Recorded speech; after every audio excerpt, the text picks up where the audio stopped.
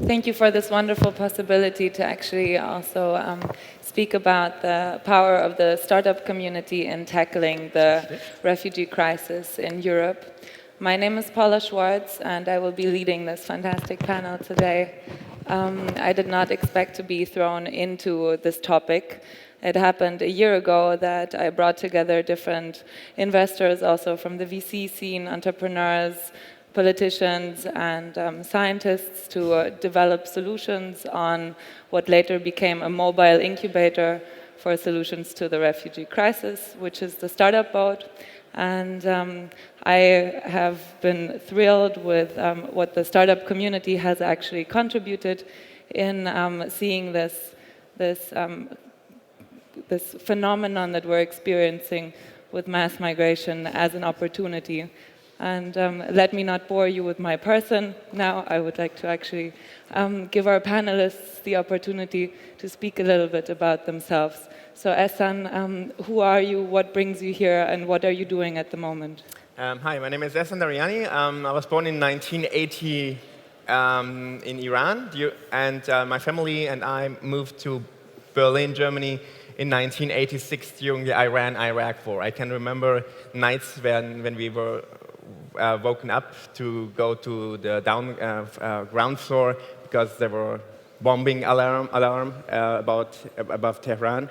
So I can remember a few tough war-related issues back then. And later I studied physics, then economics, and just after I graduated in economics in St. Gallen, I started StudiVZ. It became, in 2005, it was the first startup in Berlin. And nobody wanted to do startups. And it became the biggest social network in Europe. And yeah, I sold it. I became rich and famous. And since then, I do co-investing and co-founding different startups like Mr. Specs, Golferportal, Brands for Friends. And currently, I'm helping Cookies. It's a fintech startup. It's a payment app that has not yet launched. It will launch very soon. And you can make payments in 10 seconds. So you're the best case example of how well it can go for people who actually also... I don't know if I'm the best case. I screw up also a lot of things in my life, but some parts work out and sometimes... We'll get into that a little later. Anna, great to have you here. Thank you for having me. First of all, I had way too much coffee, so if I'm a little bit hyped, we're getting ready for our demo day on Thursday, so you're all very invited. Why do we have a demo day? We decided about a year ago to start a tech school for refugees. Currently, there's 43,000 open jobs in IT in Germany. If you look at a European level, it's hundreds of thousands of open jobs. It means that the industry is actually slowed down by the access to talent. And we thought, well, there's a lot of refugees who are very well educated, who speak English, and who are really looking for a job. Why don't we bring the need of the industry together with the need of refugees arriving in Europe and create a tech school? This crazy idea we started in February. We now have almost 37 students who are graduating on Thursday, so super psyched, very excited to see how they perform on stage. It's the beginning of Ramadan, so all my students are not eating and drinking and completely tired. So we are learning by doing, but seeing people push through is just absolutely amazing. And it's so nice to also make new friends in the community and just see people shine and bring out the best in them. So I feel very privileged to be part of this journey, but it is a roller coaster. And Jasmin, you are actually also an entrepreneur yourself and have been so for a while. Can you tell us a little bit about who you are and what you do? Sure, thanks for having me here. Hello, everybody.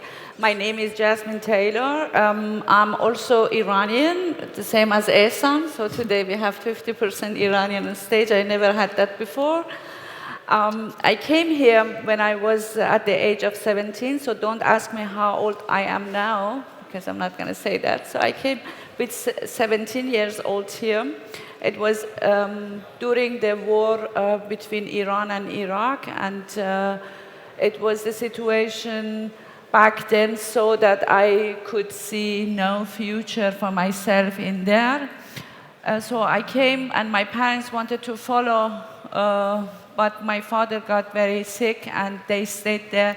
And I decided, and I think that was my first real decision, serious decision in my life, that I decided to stay here alone and learn the language and start my own business, which I always wanted to. Since I was a kid, I wanted to start my own business. I never knew what I'm going to sell there. And everybody was telling me, if you do your business, you have to have a product or service to sell in your business in order to make money and make sense. And I always said, until then, I will find something to sell. So it was that I always wanted to be, to establish my own business. And I was truly aware of all the risks and chances as well. Anyway, the discussion today is about how refugees can help startups. Or my thesis is that most of the people that are coming to Germany as refugees, 50% of them are under the age of 25 years old. And when the criticals are saying that these people have no education and they cannot speak languages, they are right, because a lot of them are very young, and they can be taught the language and can learn. As I know that many Iranians that came in the 80s here they are having their own business and they are professionals. And when you see the percentage of these people, how many of them have a higher education, this is much higher than the German people living here in Germany.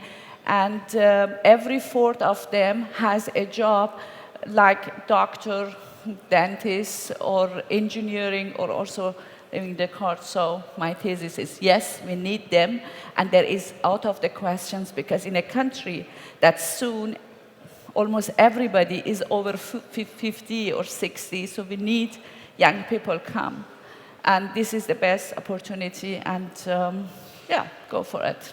And Anna is actually training people in order to fit into the job environment, the digital job environment of startups a lot as well. Could you speak a little bit about who you work together with, what the profile of a company is that is open to also, provide possibilities? So we are founded as a GmbH, which is a social enterprise, so we are entirely for non-profit. But what is really important for me is that we can see that there's so many organizations or projects that really wanted to help refugees, but they're completely reliant on volunteers. And after 6 months of working 12, 16 hours, people burn out. So you need to have a foundation and you need to have a business model, even if you're a non-profit. So we've been through the struggles with the Finanzamt. It takes time, but it's worthwhile. And the reason why I'm saying this is there really needs to be a structure around it, and therefore we are completely reliant on partnerships with organizations.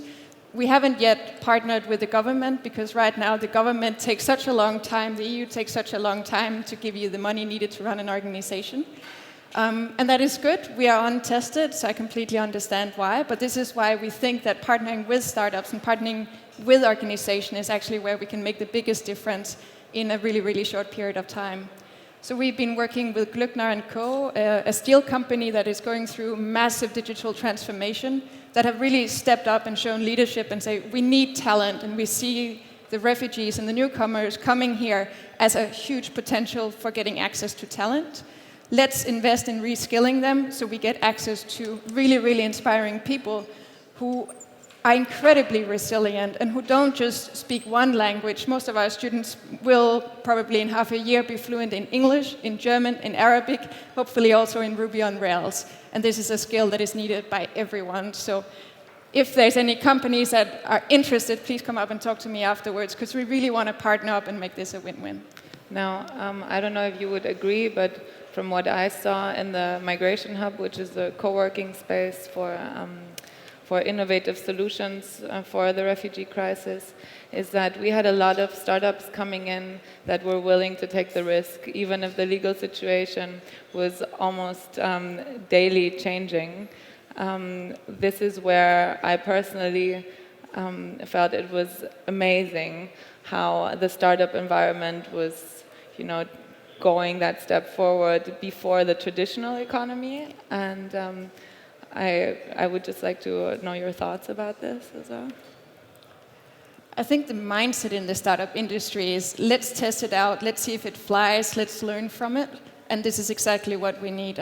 Dealing with the large companies here, you have a HR department that has strict rules and regulations, and I completely understand that, but it makes it difficult to get refugees where, their living conditions, their requirements for learning German, it might not be so flexible, and therefore they're not taking them on as a job force in like mini jobs.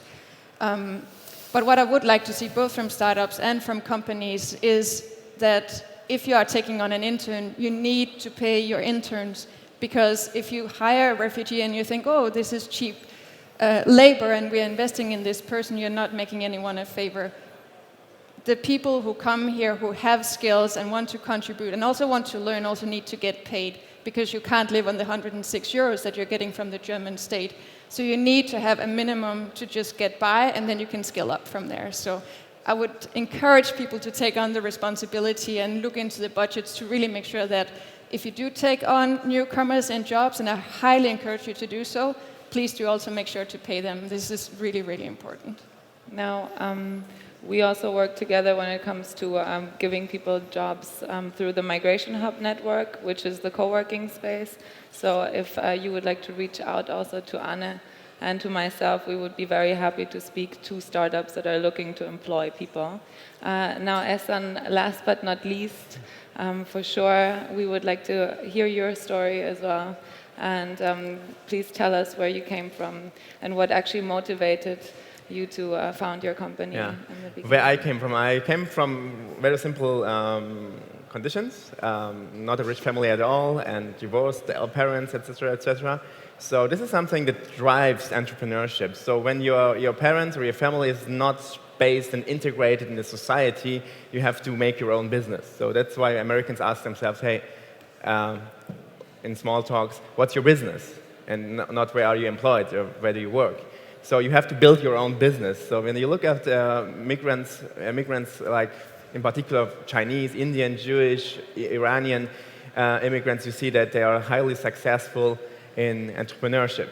But it grows from problems and struggle. So you go through this struggle, you see that you have disadvantages, and you make the best of your disadvantages, and you learn to cope with risks and harsh conditions. That is what entrepreneurship is about. Entrepreneurship it's not fun. In many circumstances, and every day you have a lot of shit to deal with, and it makes you perhaps sometimes hard, but it makes you also capable to bear all these things.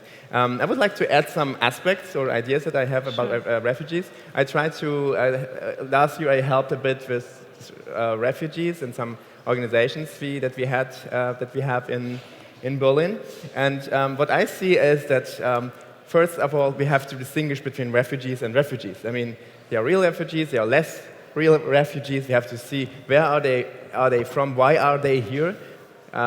People from Syria are totally different that now come to us than, say, people from Morocco or Algeria. Totally different thing, but everybody is labeled as refugee. It doesn't make sense. Second, what we have to do on a short term is to integrate them, give them a job, give them some, bring them to the society, and this is the best program for integration when they become friends and find acquaintances in the German society. So it needs sometimes to have we need less bureaucracy or just ignore bureaucracy. So you have to figure out for yourself if you employ someone without the check, does that Schwarzarbeit or not? It's always, does it make sense? Does it not make sense? Sometimes it's more just to violate laws a little bit to do good for the society or for the world. In the long run, we need also to look at all the less pleasant aspects of immigration. For example, the different culture that they bring with them, but the misfit of culture that the right-wing people describe as being rooted in Islam or so. It's totally bullshit. I don't believe in that. Look at Donald Trump. He doesn't like Mexicans, though they are Catholics. And a lot of right-wing people in Europe don't like the immigrants that are coming now and say, hey, because they are Muslims. That's totally bullshit. But it's about the education and, yeah, mainly about the educational level that those people have. And when you look at educated, wealthy Arabs as well, like in Dubai, Abu Dhabi, etc., you won't find anybody. They are pretty the same as we are, quite liberal, secular, etc. I also believe that in the next 20, 30 years, we will have a majority of secular and atheist Arabs in Middle East and North Africa. Thank you for that. Yeah. Can I just add to that? Because I think there's one important point about integration into the workforce, and it really is, don't just fill that quota. I know German companies have quotas of handicapped people, people with a migrant background, be it women, but it's really important that you don't just say, now we've ticked the box, now we have the quota, let's put them in a separate department so they're not bothering the rest of the organization. It is really important. I've had long conversations to SAP, and they've really got this right, because you need the people to be integrated. It's not about hitting the quota, it's about how do the newcomers collaborate with your existing company. And you can actually measure the level of conversation between people in technology. You can measure that quite quickly, but it reflects on the bottom line. You can see in companies where there's large degree of diversity, and these diverse groups are communicating with each other, it significantly influences how profitable you are as a company. And I really want more and more companies to understand this, because it's not about quotas, it's about communication, it's about two people meeting each other. Thank you. They also say that in the startup surrounding diversity is key within the team, because it enables you to go so much further, particularly going together. Now, Jasmin, could you speak a little bit about your team today and what you try to support in people, and also the different ways to connect teams that come from different backgrounds, different cultures? Could you give us an example of how to do team building across cultures? Actually, there are several studies on this topic, that diversity helps better organization and better creativity in the companies. So it's nothing new. In my company, it doesn't matter from where the people come from, they have to have, for certain jobs, they have to have certain qualifications. And when they have this qualification, we hire them.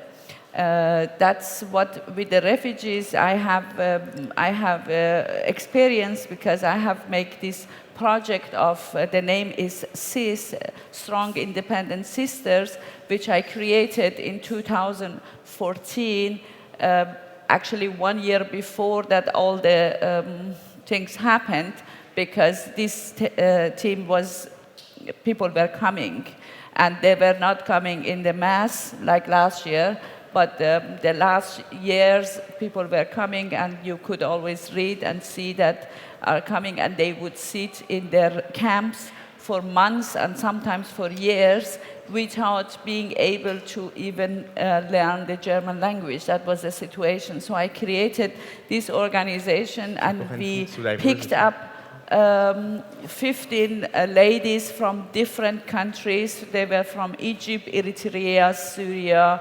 Afghanistan, and Iranians, and which we gave them for 1 year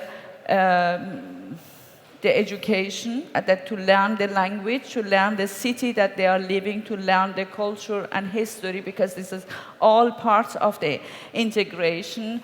I mean, this is not only the language, the integration is also about knowing the way of life of people who, and integration is also that also the German people or people who are living here allow this integration happens. This is not a one-way street, but this is two-way streets. So I found out through my work with these ladies that is very, very difficult, because most of them, they are traumatized, that they have experienced the way that, I mean, they experience war in their own countries, and lots of violence, and they experience the way from their home until here, which is something it could not be waived right away.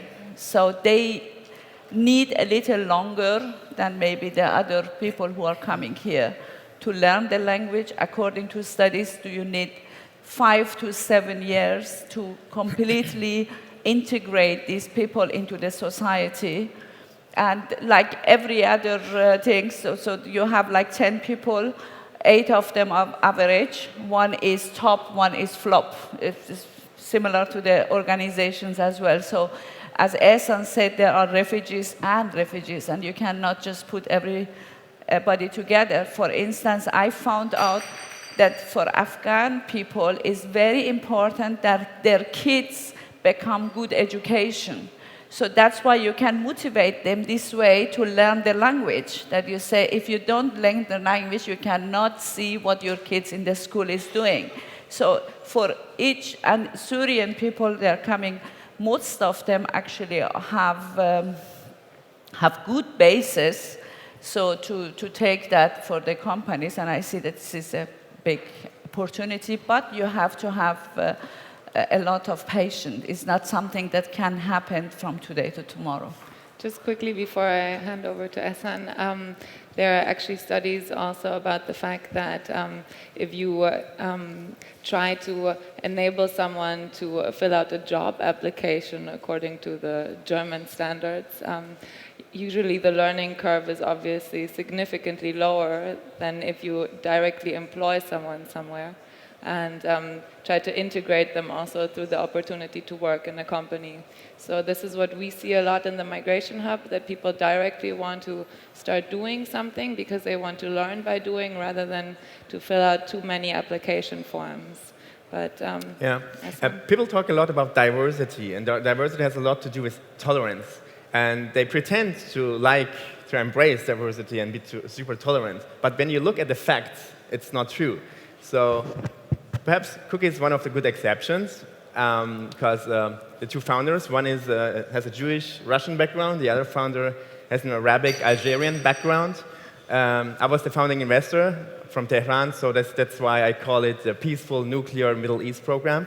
And but when you look at when you want to find a job at the company, they ask you, they check if you fit to the company culture, or people that become friends, usually have the same socio-economic background. So I would say that the tendency is that all the, I would say, blonde, blue-eyed, wealthy or rich kids go to Rocket Internet and are in incubators. Why? Because they graduated from the best business schools like the WHU or St. Gallen, and when you look at this as circles of friends, they seem to be very homogen, and they are not very diverse. And so how this would is a problem. You break that pattern? How can you break that pattern? Through self-reflection, by putting the finger on it and saying, hey, you are not diverse. When you have a lot of, we have startups coming from Rocket Internet, and the pre-names are Konstantin, Maximilian. But by putting the finger on it, you don't really provide a possibility for it to grow into a different way. I mean, the people must figure out why things are as they are first, and then the diagnosis comes first, and then the therapy. And there are a lot of therapies that people have to figure out how to change that. Yeah. No, I think that's a great thought. Anna, what are your contributions to that? So for us, integration is, as I said, really about people meeting each other. And although we are a tech school, we are very much focused on it's 50% what you learn, the coding, and 50% who you know. So all the people that are mentors and teachers with us are volunteers who are in tech companies, who are CTOs, who have just graduated from university. And that is really important, to bring people together. And for us, it's all about group learning as well. So you can't just sit in front of your computer and learn coding by yourself, because we believe in the support of having a group of 7 other students who are in a similar situation like you. You might just have arrived 2 months ago, but you're in a group with somebody who arrived maybe a year ago, and then you can create supporting mentors from your background who've been through the same experience. Because I think for most of us who haven't been through the refugee journey, we don't understand what it's actually like. We can try to understand, but we will only understand it with our heads, but not in our hearts and not with our psyche, and that is really important. So the more supportive system that we can create to get real German friends, to get people who are expats living in Germany, to create mentorships between refugees, I think is really important. Because really, again, it's about people meeting each other. It's pretty straightforward. But then again, I have to say that this huge wave of support over the last year has been incredible, and people have gone out to get to know the people that are actually coming. There have been new programs that have been introduced, and now it's the first learning curve. So I don't know how your feedback would be on that, Ehssan. I mean, yes, I see a polarization in the world, in politics as well. We had this great wave of support, but at the same time we had also the rise of the right-wing populist movements like the AfD in Germany, or in Austria it was the FPO, and in the US we have Donald Trump. So we have this binary phenomenon that we are used to from software. I think it's based on the communication of our society is based on software that tends to build monopolies and polarities. In the long term, as I mentioned, I'm very optimistic. People learn very fast. We shouldn't forget that in Germany, until the 50s, a married housewife or a wife was not allowed to work without a written permission of her husband, officially. Until 1993, it was a criminal offense to be gay or homosexual. You know, people forget very fast what was going on here in Europe, even West Europe, just 50 years ago. Ask your parents or grandparents. So I'm very optimistic, and I see a massive transformation happening in Iran, anyways, always, but also in Arab countries. I think we will struggle with some fractions of the first generation of refugees here, but nevertheless, they bring us also a lot of advantages, like a lot of good food that we wouldn't have otherwise. But the second generation, or after 20 years or so, everything will be smooth and fine, as we could observe in the past in the USA and everywhere else. And the startup community can come up with new ideas and actually implement them as well so rapidly that I think... But Kjær, I know Rocket Internet is always a popular topic, but it's easy to put them in one box, but for what I've seen, they have really showed great leadership. We've had people from Rocket Internet come along as mentors, they have sponsored computers, and really, we can put them in one box and we can talk about them being too homogeneous. I'm happy to have that conversation as well, but what I have experienced is actually them taking leadership and really inviting our students in, like Gianluca, who's a VP of security, has taken 2 of our students in to show them around in the office, really taking time off to show what is the reality like. So I think we also need to sometimes look at our own stereotypes and say, let's push beyond them and show leadership. I know you don't necessarily, I put words in your mouth, sorry about that. But I really want us to say, people can surprise us, and organizations can surprise us as well. we work with Glückner. If you hear a steel company, you might not think that they're an innovative company. But what I've seen working with the CEO, he got a desk at Beta House to really try to understand the startup mindset. There are incredible people out there, and we just need to get those stories out to inspire others to do the same. Jasmin, any last thoughts to that? Yes, I just wanted to say to Ehssan, there is sometimes you don't need to wait until the second generation, because I am the first generation of refugees, and I could do something out of my life as well. So some fractions of the first generation will... Yeah, but you're right, yes. Yeah. Wonderful. So unfortunately, we are almost at the end. I would like to accept some questions from the audience. Is anyone? Yes, please. Going back to what Ehssan said, I think he nailed it when he said there's different types of refugees. There's a microphone, perhaps? Makes sense. Going back to what Ehssan said, because he's really looking at separating how we look at different types of refugees. But this is a question for all of you, because we all know the decision maker is the one that pulls the trigger on who to hire, right? So that's the HR manager. In the end of the day, how can we provide the HR manager with better tools to actually pull the trigger and to really remove the stigma of what is this hire that we're bringing in, and to really break the stigma of refugee, and how can we actually show them as a company, look, this is easy, because the market will always say we need talent, but it comes down to the decision maker to pull the trigger on bringing that talent into the company. Become friends with people you are not friends with at the moment. So that's the difference. I went to St. Gallen, and it has the reputation to be super international.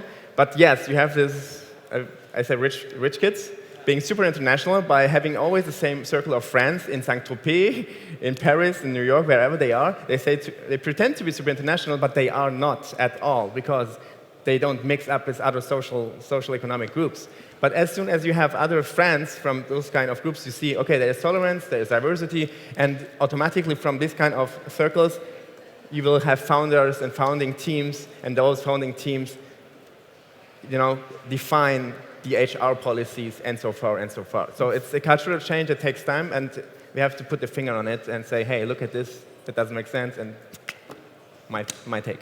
And I would say also just show courage and leadership and just insist. Take your friend Rami to the HR person and say, I want to hire Rami, and I don't see how. Please work with me and find a way of doing it. And just sit down. Again, it's people meeting. We can find ways. They might not have been there before, but if you do find a way, then Rami is going to lead the way for 20 other refugees to get that job.